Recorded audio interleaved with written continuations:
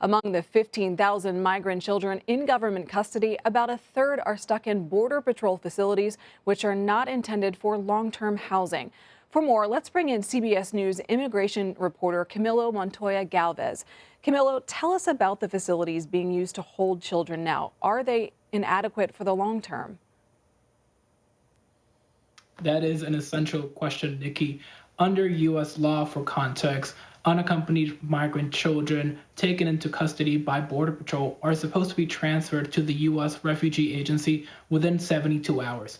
Border Patrol is a law enforcement agency within the Department of Homeland Security, while the Refugee Agency within the Department of Health and Human Services is a child welfare agency. So these are completely distinct agencies. Border Patrol operates holding facilities that are largely designed to detain adult migrant men, and it has, for example, several stations that have cinder block cells with one toilet where there have been reports of overcrowding.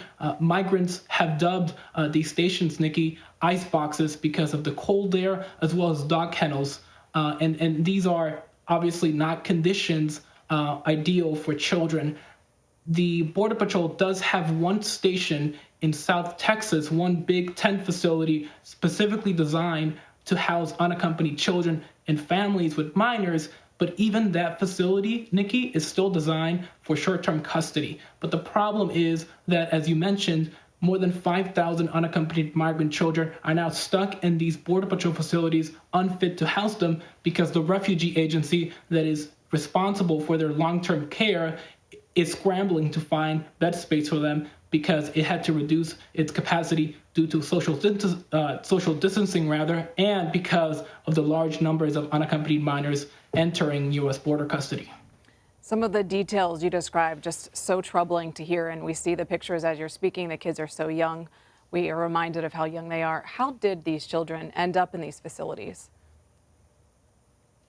That's a great question. So during the pandemic, the Trump administration expelled thousands of unaccompanied migrant minors without allowing them to request U.S. asylum or other forms of humanitarian relief from deportation. It cited a public health law and said that during the pandemic, it could not allow migrants, even children, to come into the U.S. because they could spread the coronavirus here in the country. And so it expelled thousands before a federal judge said the practice was likely illegal and that it had to stop.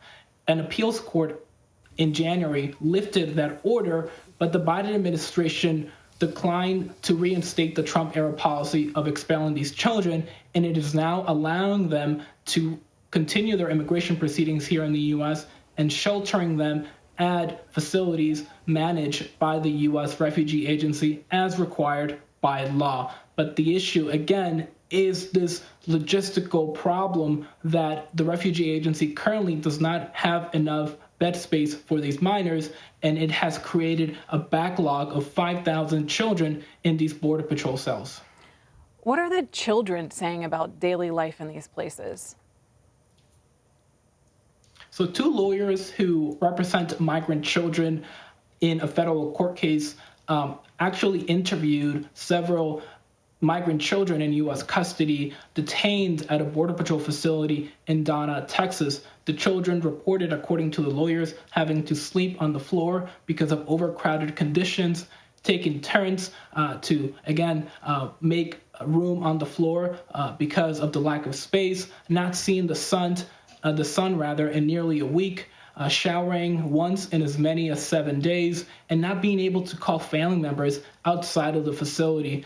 Some of the children were crying during the interviews, according to the attorneys. And so many attorneys, advocates, and the Biden administration, they're all worried about the conditions in these detention facilities deteriorating because of this sharp increase in the number of children entering U.S. border custody and the limited housing space that the U.S. government currently has for them. It's just heartbreaking to hear the details. Camilo, tell us about the push and pull factors for these kids. What's pushing them away from where they come from, and what's pulling them towards the U.S.? Yeah, so for context, most of the children who are arriving at the U.S.-Mexico border unaccompanied in recent weeks have hailed from from Central America's Northern Triangle, which is comprised of Guatemala, El Salvador, and Honduras.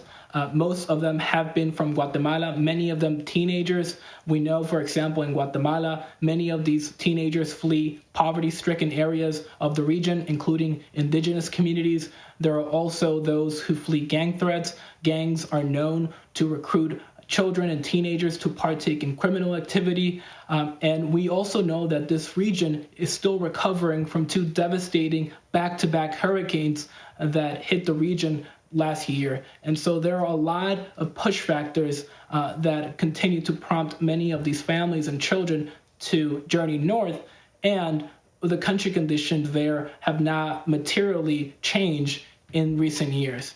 You also asked about pull factors. Republicans believe that the Biden administration's rhetoric when it comes to immigration, its promises to implement a more humane immigration system and to welcome asylum seekers has driven, in part, this increase in the number of migrants coming to the U.S.-Mexico border. But it is important to note, Nikki, that the Biden administration is still expelling most migrant adults and families from the U.S.-Mexico border under the Trump-era public health order that I mentioned earlier. So the borders are not opened, especially when it comes to adults and families, but the Biden administration is, in fact, allowing these unaccompanied children to stay in the country.